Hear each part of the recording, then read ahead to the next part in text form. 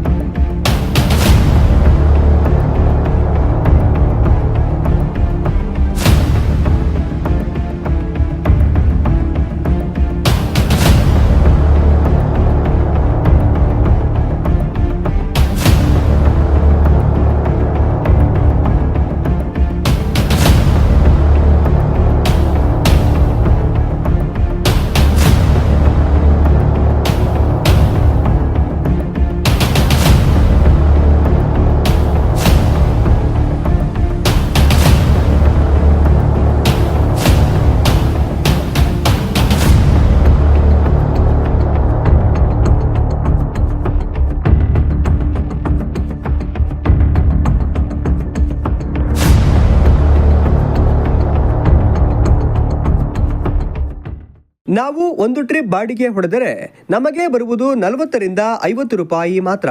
ಆದರೆ ಇದೀಗ ಗ್ಯಾಸ್ ಬೆಲೆ 89 ರೂಪಾಯಿಗೆ ಏರಿಕೆಯಾಗಿದ್ದು ನಾವು ಹೇಗೆ ಬಾಡಿಗೆ ಹೊಡೆಯುವುದು, ನಾವು ಜೀವನ ಹೇಗೆ ನಡೆಸುವುದು ಎಂದು ಹೇಳಿದ್ದಾರೆ. 2 ದಿವಸ 3 ದಿವಸ ಆಯಿತು ಗ್ಯಾಸ್ ಬಂದಿಲ್ಲ. ಈಗ 65 ರೂಪಾಯಿ ಗ್ಯಾಸ್ ಇತ್ತು, ಒಂದೇ ಸತಿ 65 ರೂಪಾಯಿ ಮಾಡಿದ್ರು. ಆಮೇಲೆ 65 ರೂಪಾಯಿ ಐತೆ ಅಲ್ಲ ಅಂತ ನಾವು ಹಾಕ್ಸಕ್ಕೆ ಹೋದ್ವಿ. ಆಮೇಲೆ ಅಂತೂ ಒಂದೇ ದಿವಸ ಮಾರನೇ ದಿವಸನೇ 75 ಮಾಡಿದ್ರು. ಈಗೇನಾಗಿದೆ 72 ಆಗಿ 2 ದಿವಸ ಗ್ಯಾಸ್ ಇರಲಿಲ್ಲ. 3 ಬಂಕಲ್ಲೂ ಗ್ಯಾಸ್ ಇಲ್ಲ. ಈಗ ಇಲ್ಲಿ ಬಂದರೆ ಫುಲ್ ಕ್ಯೂ ನಿಂತಿದ್ದಾರೆ. ಇಲ್ಲಿ ಈಗ 89 ರೂಪಾಯಿ ಏನೋ ಮಾಡಿದ್ದಾರೆ. 87 ರೂಪಾಯಿ ಹಿಂಗೆ ಮಾಡಿದರೆ ನಾವು ಯಾವ ಥರ ಮೇಂಟೈನ್ ಮಾಡಬೇಕು? ನಾವೀಗ ಕಸ್ಟಮರ್ ಹತ್ರ ಏನಾದರೂ ಒಂದು 10 ರೂಪಾಯಿ ಜಾಸ್ತಿ ಕೇಳಿದ್ರೆ ಅದು ಕೊಡ್ತಾರಾ? ಯಾರೂ ಕೊಡಲ್ಲ. ಉಲ್ಟಾ ನಮಗೆ ಮಾತಾಡ್ತಾರೆ. ಅದರಿಂದ ನಾವೀಗ ಆ 2 ಬ್ಯಾಂಕಲ್ಲೂ ಅದು ಇಲ್ಲಿಂದ ಅಲ್ಲಿಗೆ 10 ರೂಪಾಯಿ ಡಿಫ್ರೆನ್ಸ್ ಇದೆ. ಅದು ಯಾವ ಥರ ಅಂತ ನಮಗಂತೂ ತಲೆಗೆ ಹೋಗ್ತಾ ಇಲ್ಲ. ಏನು ಸರ್ಕಾರದಿಂದ ಮಾಡಿದಾರೋ ಇಲ್ಲ ಪ್ರೈವೇಟಲ್ಲಿ ಏನಾದರೂ ಜಾಸ್ತಿ ಮಾಡಿದಾರೋ ಅದೇನಂತ ನಮಗೆ ತಲೆಗೆ ಹೋಗ್ತಾ ಇಲ್ಲ. ಅದು ನೀವೇ ಒಂದು ಸ್ವಲ್ಪ ಏನಾದರೂ ನೋಡಿ. ಇದೇ ರೀತಿ ಬೆಲೆ ಏರಿಕೆಯಾದರೆ ನಾವು ಆಟೋ ಚಾಲಕರು ಬೀದಿಗೆ ಬರಬೇಕಾದ ಪರಿಸ್ಥಿತಿ ನಿರ್ಮಾಣವಾಗುತ್ತದೆ. ಆದ್ದರಿಂದ ಈ ಕೂಡಲೇ ಏರಿಕೆಯಾಗಿರುವ ಗ್ಯಾಸ್ ಬೆಲೆಯನ್ನ ಕಡಿಮೆ ಮಾಡಬೇಕು ಎಂದು ಒತ್ತಾಯಿಸಿದ್ದಾರೆ. 2-3 ದಿವಸದಿಂದ ಗ್ಯಾಸ್ ಇಲ್ಲ ಚಿಕ್ಕಮಗಳೂರಲ್ಲಿ. ಕೇಳಿದರೆ ಒಂದು ಬಂಕಲ್ಲಿ 65, ಒಂದು ಬಂಕಲ್ಲಿ 75, ಒಂದು ಬಂಕಲ್ಲಿ 70, ಈ ಥರ 3 ಬಂಕಲ್ಲಿ 3 ಥರ ರೇಟ್ ಹಾಕಿದರೆ ನಮ್ಮ ಜೀವನ ಏನು ಮಾಡೋದು? ಇವತ್ತು 90 ರೂಪಾಯಿ ಲೀಟ್ರು, ಪ್ಯಾಸೆಂಜರ್ ಕೊಡೋದು 40 ರೂಪಾಯಿ ಬಾಡಿಗೆ. ಒಂದೊಂದು ಗಂಟೆ 25-30 ಗಾಡಿ ತಳ್ಳಿದ್ರೆ 40 ರೂಪಾಯಿ ಬಾಡಿಗೆ ಹೋಗ್ಬೇಕು. ನಾವು ಈ 90 ರೂಪಾಯಿ ಕೊಟ್ಟು ಏನು ಒಂದೊಂದು ಬಂಕಲ್ಲಿ ಒಂದೊಂದು ಥರ ಮಾತಾಡಿದ್ರೆ ನಾವು ಏನು ಮಾಡಬೇಕು? ನಮ್ಮ ಜೀವನ ಹೆಂಗೆ ನಡೆಯೋದು? ಅದ್ರ ಬಗ್ಗೆ ಹೇಳಿ. ನಾವು ಸ್ಕೂಲ್ ಮಕ್ಕಳು ಹೆಂಡತಿ ಮಕ್ಕಳು ಬಾಡಿಗೆ ಮನೆಗಳು, ನಾವು ನಮ್ಮ ಜೀವನ ಹೆಂಗೆ ನಡೆಸ್ಬೇಕು ಹೇಳಿ? ಬಡವರು ಇರೋ ಥರ ಆದರೆ ಪರವಾಗಿಲ್ಲ ಸರ್, ಹೌದಾ ಅಲ್ವಾ? ಹಾಂ ಅದರಿಂದ ಸರ್ ಏನು ಹಿಂಗೆ ಮಾಡ್ಬಿಟ್ರೆ ಹೆಂಗೆ ಸರ್? ಬಡವರು ಜೂರ ಹೆಂಗೆ ಸರ್ ಮಾಡೋದು ಹೇಳಿ ಸರ್? ಅಲ್ಲ, ಎಲ್ಲ ಬಂಕಲ್ಲೂ ಒಂದೇ ರೇಟ್ ಆದರೆ ಪರವಾಗಿಲ್ಲ ಬಿಡಿ.